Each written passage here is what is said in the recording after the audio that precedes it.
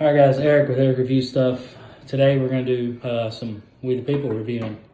We're going to do the holster. There's a ton of reviews of the holster, but we're also going to do the belt. I was only able to find one review on the belt. There may be more, but anyway, we're going to start with the holster. This is the one I got. Right hand inside the waistband. I carry appendix. It works. It's just Kydex. There's no soft parts. It's pretty sturdy. I can clip it in. I was able to carry it without the belt because I ordered the holster and then I waited a little while and then I ordered the belt and it just kept going. It takes them a really long time to get your stuff. It does. I don't know if they make it when you order it or I don't know. But there's a little bit of a lead time, but that could be pandemic related. Who knows? Everything takes a little longer right now. I'm not going to knock them too much about that. When I ordered the belt, I ordered the holster claw because I can carry this appendix with my big mag and I print a little bit with the holster claw. I thought, we can try it. So I bought the holster claw when I got the belt, ran it for a week, and the holster claw broke off. I know that washer is probably not in the right place, but I was having the problem with this constantly coming loose and spinning. And so like I would sit down or I would undo the belt, something, had to use the bathroom, whatever. And the claw would get hung on the belt and it would point down. Well, just reach down to pull it back up, no big deal, popped off in my hand. I was kind of mad about it, but you know, it's just cheap plastic. What aggravates me more about this than it actually being broke is the fact that I've had to send them 4 emails and have yet to get a response. And that's bad business, in my opinion. I know that they're busy and so on and so forth, but you know, maybe when they fire an email back, it's been 2 weeks and I've sent 4 emails. Maybe it won't be a problem. They'll just send me one. Maybe there's one in the mail now. I don't know because they're not communicating anything.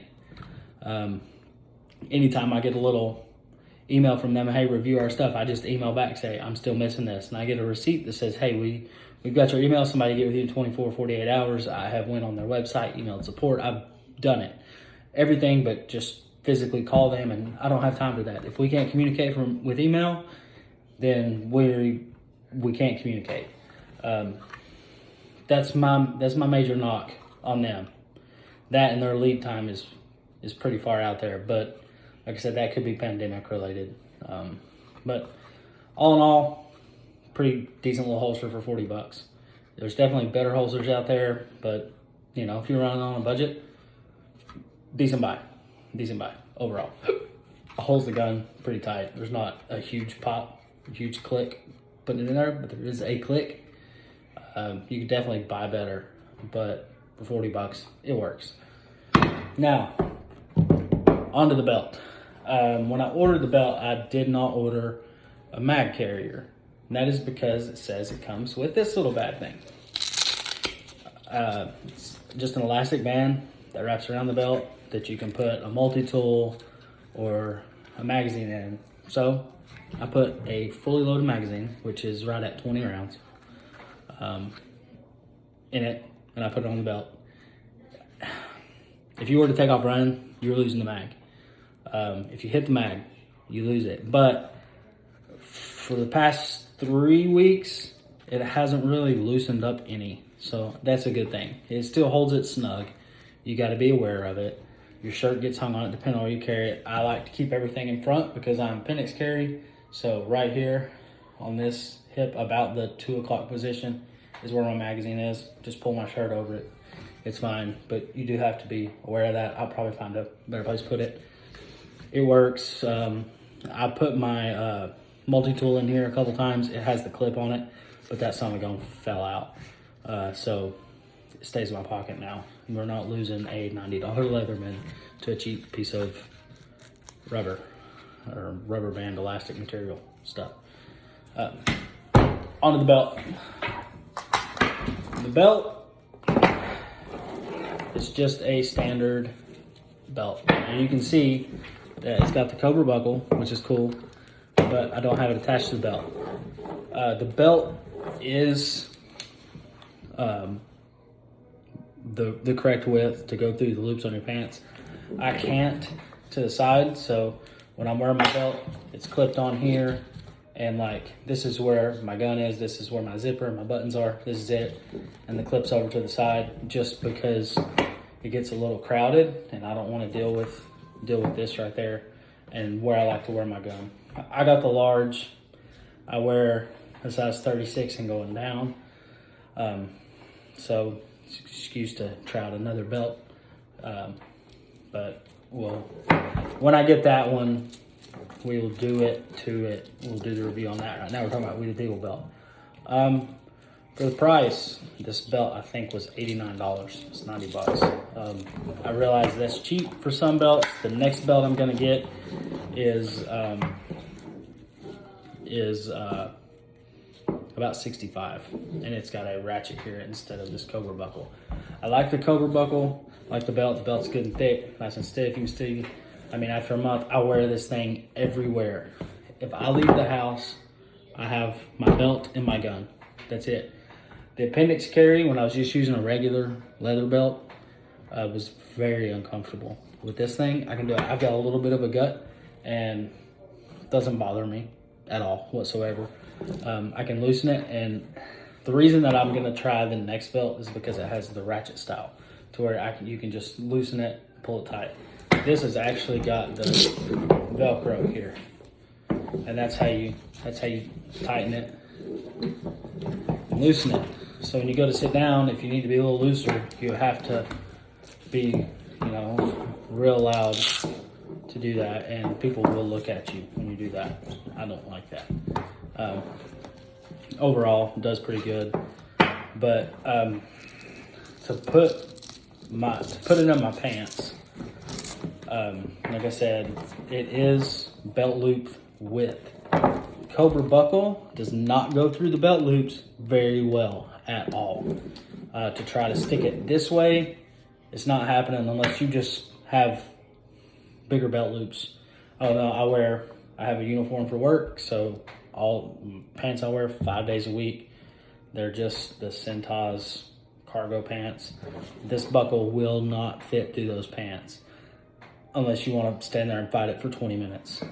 So what I do is I take this end off because this won't go through there either, and I just feed it through here and bring it around the pants before I put it on, and then just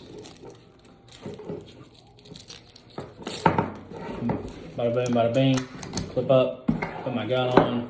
And what I've noticed is whenever I leave this undone, I go ahead and put my gun in my pants, and then I cinch it down and just bring this over. I don't know that it actually helps anything, but it makes everything work a little bit better. Plus, when you've got to pull this thing constantly when you're sitting up and get down, I've about got the belt tuned right.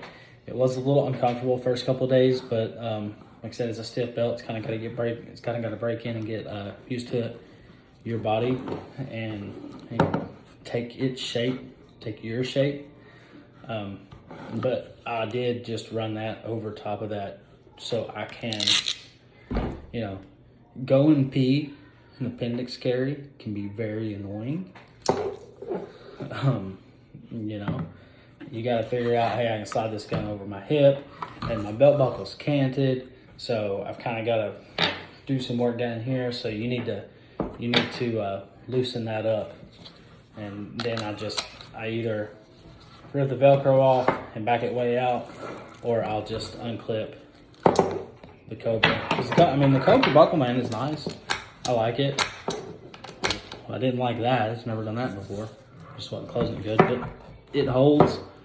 It seems pretty strong.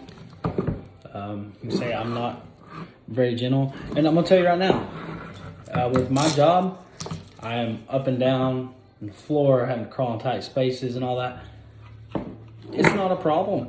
It does not bother me at all to be appendix carrying. The belt doesn't bother me. The holster doesn't bother me. Overall, a 7 out of 10. Like I said, there's definitely better belts out there, but like I said, you just kind of gotta, I guess, keep trying them until you find one that works for you. This one works. Like I said, I'm not overly happy with their customer service, but the quality of their products, pretty good. I'm not, like I said, they are what they are. My holster claw broke. It's just a cheap piece of plastic.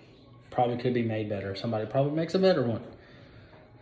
But, for the sake of doing an honest review of stuff that I use and stuff that I know people are going to buy, because this stuff is cost efficient.